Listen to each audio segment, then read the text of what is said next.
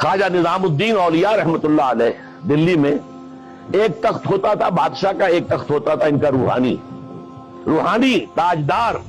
وہ کون تھے؟ نظام الدین اولیاء رحمت اللہ علیہ.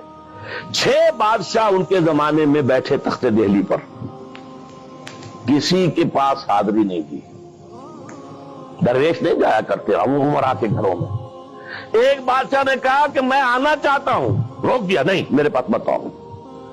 اس نے کہلوایا میں آ جاؤں گا، آپ کا دربار عام ہے، کھلا ہے، سب آتے، میں بھی آ جاؤں گا، آپ مجھے کیسے روک سکتے ہیں؟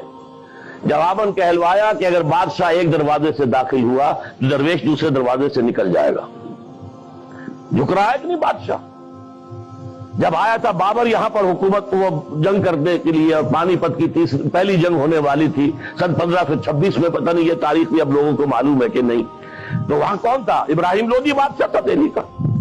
وہ آیا ہے شیخ عبد القدوس گنگوہی رحمت اللہ علیہ کے پاس کہ حضور حضرت میرے لیے دعا کیجئے، بڑا وقت سخت آ گیا ہے، بابر فوج لے کر آ گیا ہے.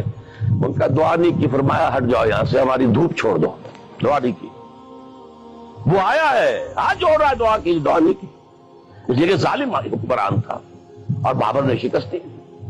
تو یہ فقیروں کے پاس چل کے بادشاہ کیوں جا رہے ہیں؟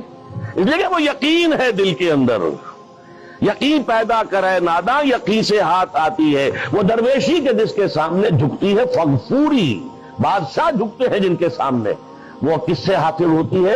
وہ در حقیقت یقین قلبی والی دولت.